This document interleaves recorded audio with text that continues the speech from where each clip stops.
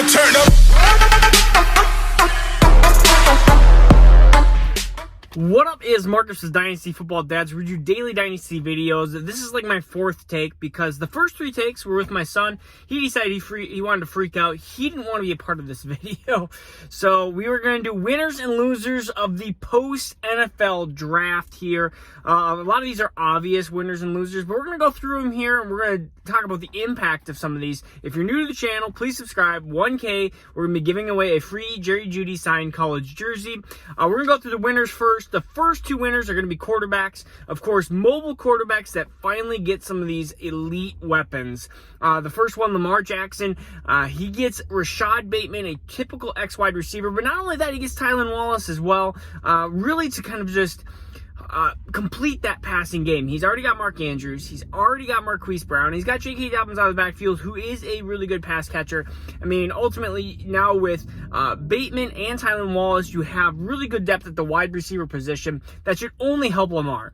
Lamar, who averages like 180 yards passing a game, maybe he can get up into the 225, 250, and really kind of save his legs. I mean, he scores so many points through his legs, but he doesn't have, I would say, the passing upside of like Josh Allen and Deshaun Watson, like some of these mobile quarterbacks, but that can pass. I mean, Lamar is a completely different animal when it comes to being on the ground. He is the best running quarterback of all time. Sorry, Mike Vick. But he's up there. And so when we talk about Lamar Jackson needs some more passing into his offense so he can sustain longer success. The next one is going to be Jalen Hurts, and he's a very similar prospect to Lamar, as in his running ability is decent.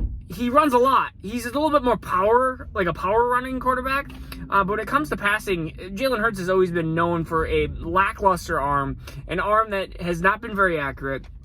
But he gets Devontae Smith. He gets what I consider the best wide receiver rookie in the league, or coming into the league. No, it's not Jamar Chase. And in fact, one of my pre-videos that I was doing, my son actually started crying when I said that Jamar Chase was not my number one. So maybe he's against it, but you know what? I think Jamar Chase, post-draft, yes, but pre-draft, I think Devontae Smith was the number one wide receiver coming in. I mean, I think he's the safest wide receiver. We look at how talented he truly is, and his transition to the NFL, I think, will be really easy.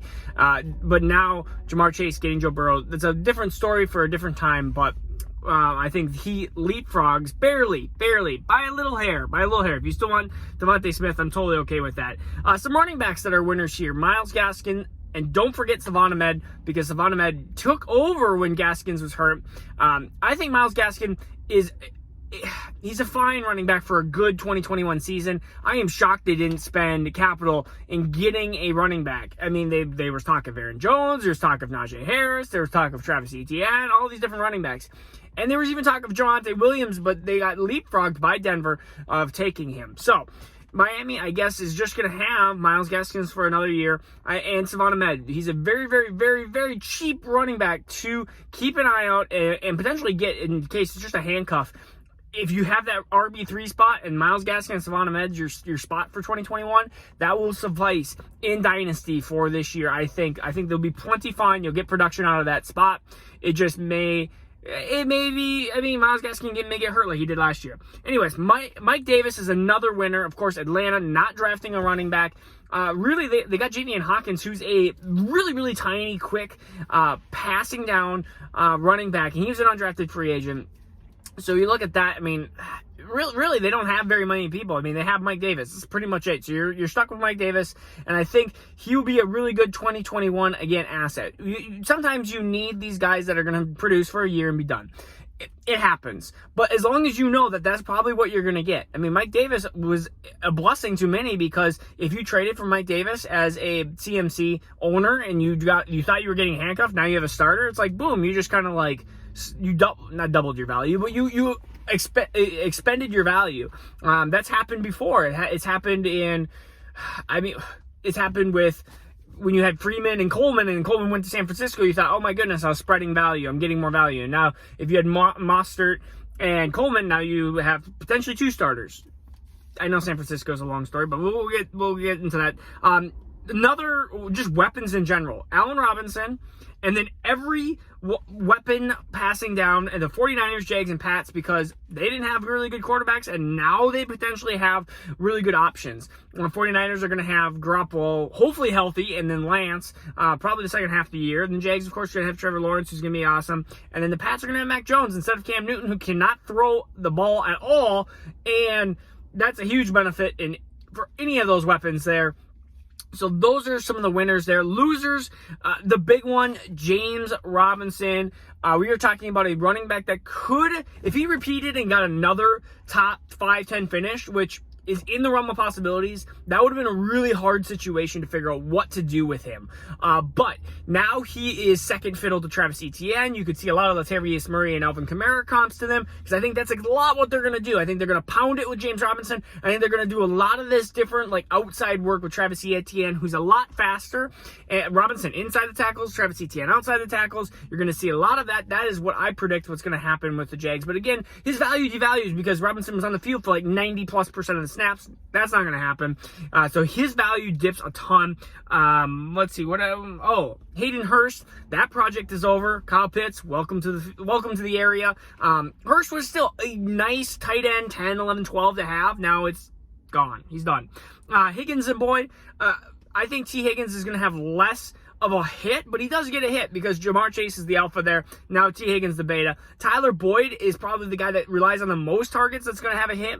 But Tyler Boyd does what he does best. He always produces, so maybe he'll just continue to produce and Joe Burrow can have 3 weapons.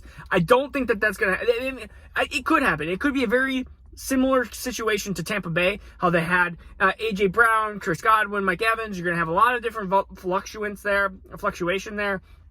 I don't know if that other one was a word, fluctuation there, and they don't really have a tight end in Cincinnati. So really, they could utilize 3 of them as weapons. And T. Higgins is a big kind of tight end body, and so you could use him as a big slot type of wide receiver. Even though Tyler Boyd's really good at the slot as well. I mean, you could really have some really cool options in Cincinnati, and you have Joe Mixon coming out of the backfield as well. Marquise Brown, big hit here, 180 yards pie, basically split up, and Marquise Brown had a ton of that as a wide receiver, and that pie has now been cut. So Marquise Brown is a huge hit. And then Pittsburgh running backs, McFarland, Benny Snell. If you had any hope, I hope you listened to the video before, because I told you to sell, because I didn't think I thought the removal of James Conner just showed that they were prime and ready, and they put a first-round capital on Najee Harris, who I think is going to be the huge benefactor there, of course. And the line sucks anyways. Their line is really, really bad. So if Benny Snell was the starter, or if McFarland was the starter, they would have had some issues there. But I think Najee, he's going to get a ton of touches there and volume there, which I think he's going to be somewhat inefficient maybe until they start figuring out this line issues, but still, volume is king, and that's where you want it. So again, this is Marcus Dynasty Football Dads. We just did the winners and losers of the post-NFL draft. I know it's a week late, but you know what? I've been doing videos all the way up until then. Let me know what you want to hear next. I might do some Dynasty trades. I might talk about some Dynasty buy nows, or maybe some more rookie stuff. You guys still got rookie drafts going on? All right. Well, I will talk to you tomorrow. Peace out. Take care. Now turn up.